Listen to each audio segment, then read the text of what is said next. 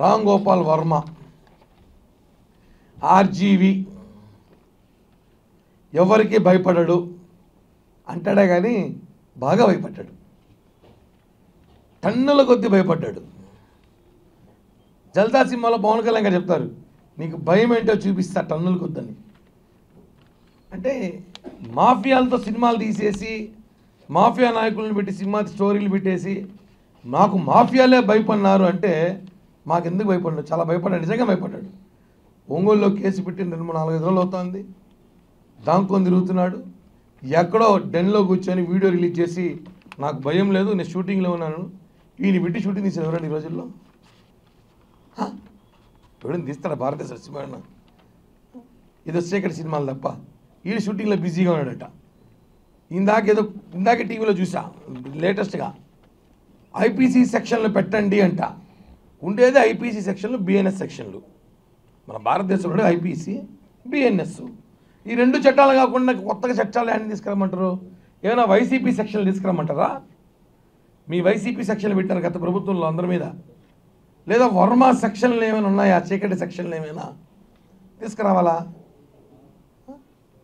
రామ్ గోపాల్ వర్మ నేను ఎవరికి భయపడని చెప్పి బాగా భయపడి దాముకున్నాడు.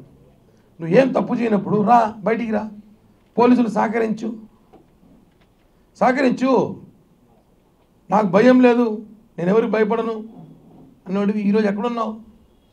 నీ మీద కేసు నమోదైంది, విచారించాలి కదా, నువ్వు కనీసం పోలీసులు సహకరించాలి కదా. ఇదైనా చట్టాన్ని నువ్వు గౌరవించేది? మిస్టర్ ఆర్జీవి వర్మ, చట్టాన్ని గౌరవిస్తాను నేను చెప్తున్నాను కదా పోలీసులకి. మొత్తం ఒంగోలు పోలీసు అందరూ కూడా తాడేపల్లి ప్యాలెస్కి వెళ్ళండి, వర్మ అక్కడున్నాడు. జగన్మోహన్ రెడ్డి నివాసంలో తాడేపల్లిలో రామ్ గోపాల్ వర్మ డెన్ను పెట్టుకొని కూర్చోన్నాడు. ఇది వాస్తవం. వెళ్ళి ఒక 100 మంది పోలీసులు వెళ్ళి ఆ ప్యాలెస్ని వెతుకుతే వర్మ దొరుకుతాడు. ఇది వదిలేసి ఆయన చట్టాల గురించి చెప్తున్నాడు, కొత్త చట్టాల గురించి. వర్మకి కర్మ స్టార్ట్ అయింది. మా నాయకుల మీద సినిమాలు తీసేది, ఎవరో మీద సినిమా తీసి ఎవరో వచ్చి కేసులు పెట్టారంట. నువ్వు ఎవరో డబ్బులు ఇచ్చే సినిమాలు తీసావు. లక్ష్మీ ఎన్టీఆర్ ఎవరు ఇచ్చాడు డబ్బులు సినిమాకి? నీకు ఎవరు డబ్బులు పెట్టింది? వైసీపీ నేత. మా నాయకుల మీద సినిమా తీసిన డబ్బులు ఎవరు పెట్టారు? వైసీపీ నేత. వైసీపీ నేతలు డబ్బులు ఇస్తే సినిమాలు తీస్తావు, ఎవరో డబ్బులు ఇస్తే నువ్వు సినిమాలు తీస్తావు. నీ మీద ఎవరు కేసులు పెట్టకూడదా? వర్మ ఒక పెద్ద బఫూన్ అండి ఇప్పుడు రాష్ట్రంలో. జోకర్ ఐటమ్ అయిపోయాడు. ఆయన మాఫియా డాన్ అంట. ఎవరికి చెప్తారు కథలో?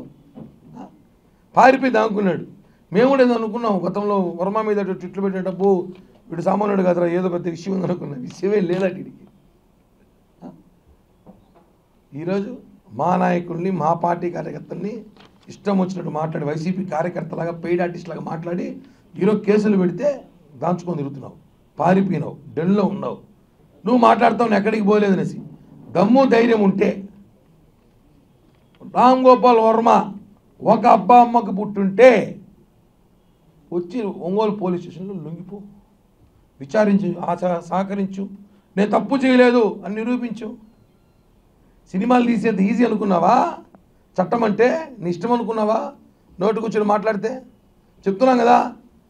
పోలీస్ శాఖ కూడా విజ్ఞప్తి, రామ్ గోపాల్ వర్మ జగన్మోహన్ రెడ్డి ప్యాలెస్లో ఉన్నాడు, వెళ్ళి సెర్చ్ చేయండి. ఇప్పుడు నేను చెప్పాను కాబట్టి ఒకవేళ పారిపోతే బెంగళూరు ప్యాలెస్కి వెళ్తాడు, ఆడ కూడా సెర్చ్ చేయండి. ఈ 2 ప్యాలెస్లు దిక్కు, మనోడికి ఎవరు హోటల్స్ కూడా ఇరు, ఎందుకంటే అంత చండాలుడు అనేసి. ఈ విషయాన్ని ప్రెస్ మీట్ ద్వారా చెప్తున్నాం. రామ్ గోపాల్ వర్మని ఛాలెంజ్ చేస్తున్నాం, వచ్చి లొంగిపో, విచారణ సహకరించు. అంతేగాని మా ఇండియన్ పీనల్ సెక్షన్లని నువ్వు అవమానించద్దు. మా సెక్షన్ల గురించి మాట్లాడుతున్నావు. ఇప్పుడు నువ్వు పోలీస్ సెక్షన్లు కావాలంటే నీకు దొరికితే ఉంటుంది నీకు సెక్షన్లు. రామ్ గోపాల్ రోజా ఇంట్లో ఉన్నాడంటున్నాడు, చూసినావా? చూస్తాం ఆడ కూడా.